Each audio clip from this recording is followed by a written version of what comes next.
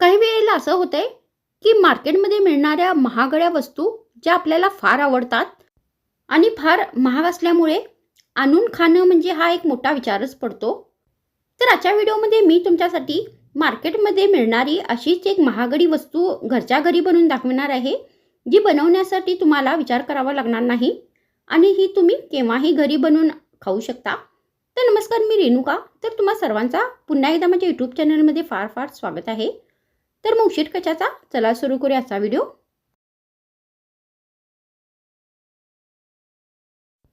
मग ही रेसिपी बनवण्यासाठी सर्वात आधी आपल्याला एक गॅसवर भांडी ठेवायची आहे आणि आपल्याला गॅस एकदम बारीक ठेवायचा आहे. त्यानंतर मी इथे 2 ब्रेड घेतलेले आहेत. तर सर्वात आधी अशा पद्धतीने आपल्याला हे ब्रेड या पॅनमध्ये ठेवायचे आहेत आणि त्यानंतर यामध्ये आपल्याला अर्धा कप बारीक रवा घालायचा आहे.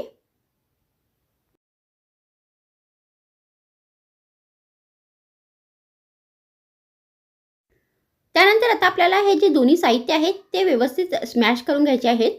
तर त्यासाठी आपल्याला याच्यामध्ये 1 कप दूध घालायचं आहे आणि आता हे दोन्ही साहित्य आपल्याला व्यवस्थित स्मॅश करून घ्यायचे आहेत. तर हे दोन्ही साहित्य व्यवस्थित एकजीव झाले पाहिजे. तर अगर दूध याच्यामध्ये कमी पडल्यास तुम्ही याच्यामध्ये आणखीन दुधाचा वापर करू शकता. तर व्यवस्थित हे दोन्ही साहित्य आपल्याला मिक्स करायचे आहेत. तर हे करताना आपल्याला गॅस एकदम बारीक ठेवायचा आहे, नाहीतर हे जे साहित्य आहे ते जळतील. तर आता इथे हे दोन्ही साहित्य व्यवस्थित मिक्स झालेले आहेत आणि आता हे एक मिश्रण बनून तयार झालेले आहे. त्यानंतर हे मिश्रण आता आपल्याला थंड होण्यासाठी असेच ठेवायचे आहे. मग आता हे मिश्रण पूर्णपणे थंड होईपर्यंत आपल्याला या रेसिपीसाठी साखरेचा पाक तयार करायचा आहे. तर तो आपण तयार करूया. तर त्यासाठी आपल्याला गॅसवर एक भांडे ठेवायचे आहे आणि यामध्ये आपल्याला 1 कप साखर घालायची आहे.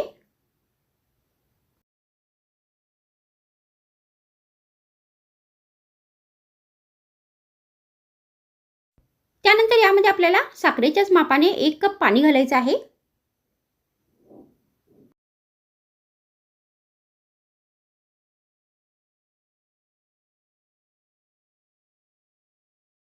त्यानंतर ही जी साखर आहे आपल्याला पाण्यामध्ये पूर्ण विरघळू द्यायची आहे. मग आपल्याला फ्लेवरसाठी याच्यामध्ये 1 वेलची घालायची आहे.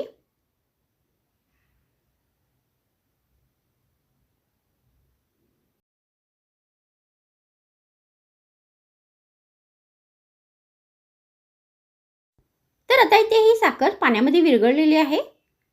त्यानंतर आता आपल्याला हे जे पाणी आहे ते 2-3 मिनिटापर्यंत व्यवस्थित बॉईल करून घ्यायचं आहे. तर आपल्याला याचा एकतारी पाक नाही बनवायचा आहे. तर फक्त 2 मिनिटापर्यंत साखर आणि पाणी आपल्याला व्यवस्थित बॉईल करून घ्यायचं आहे.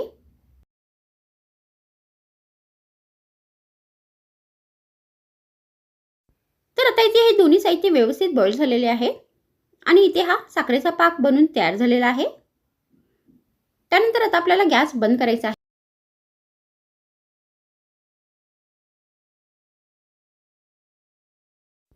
त्यानंतर हे मिश्रण पण आता पूर्णपणे थंड झालेले आहे. तर हे मिश्रण आपल्याला एका प्लेटमध्ये काढायचं आहे. तर मी इथे ही रेसिपी बनवण्यासाठी ब्रेड आणि बारीक रव्याचा वापर केलेला आहे. तर तुम्ही ही रेसिपी फक्त ब्रेडपासून पण बनवू शकता. तर आता आपल्याला हे जे दोन्ही साहित्य आहे ते व्यवस्थित हाताने स्मॅश करून घ्यायचे आहेत.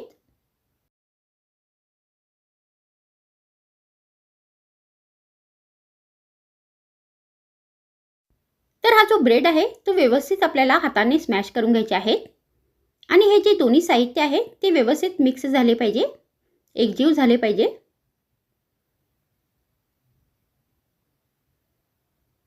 तर आता इथे हे जे दोन्ही साहित्य आहे ते व्यवस्थित एकजीव झालेले आहेत.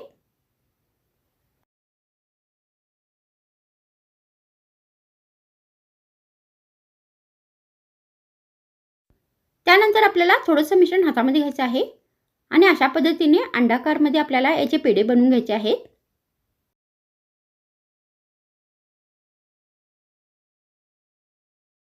तर मी ते याचे पेढे अंडाकारमध्ये बनवत आहे. तर तुम्ही हे पेढे गोलाकारमध्ये पण बनवू शकता.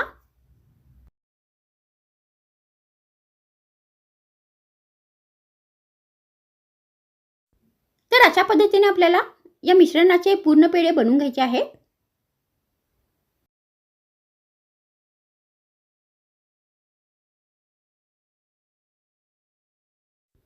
तर मी इथे या मिश्रणाचे हे पेढे बनवून घेतलेले आहेत.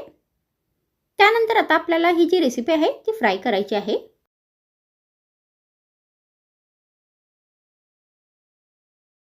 तर त्यासाठी आपल्याला गॅसवरती तेल गरम करण्यासाठी ठेवायचं आहे आणि गॅस एकदम आपल्याला बारीक ठेवायचा आहे आणि त्यानंतर याच्यामध्ये आपल्याला हे पेढे घालायचे आहेत.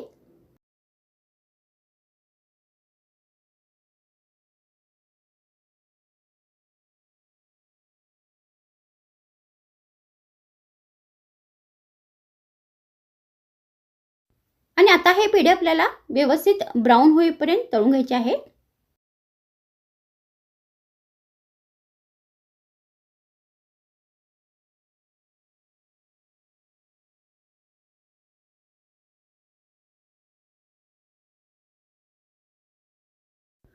तर हे जे पेढे आहेत ते तळताना आपल्याला गॅस एकदम बारीक ठेवायचा आहे. तर तेव्हाच हे जे पेढे आहेत ते व्यवस्थित ब्राऊन होतील आणि आतपर्यंत व्यवस्थित तळतील.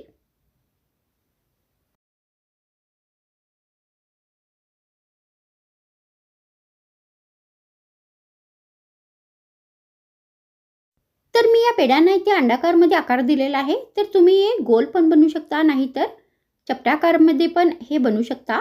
तर आपल्या आवडीप्रमाणे कोणत्याही शेपमध्ये तुम्ही ही रेसिपी बनवू शकता.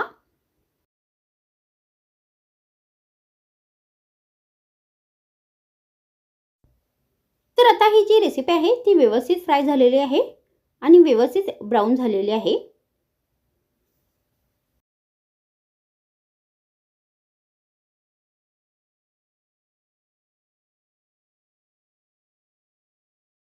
तर तुम्ही या रेसिपीला ब्रेड आणि रव्याचे गुलाबजामुन पण म्हणू शकता. तर मी हा जो पाक आहे साखरेचा तो एका बाउलमध्ये घातलेला आहे. त्यानंतर हे जे गरम गरम गुलाबजामुन आहे ते आपल्याला या पाकामध्ये घालायचे आहेत.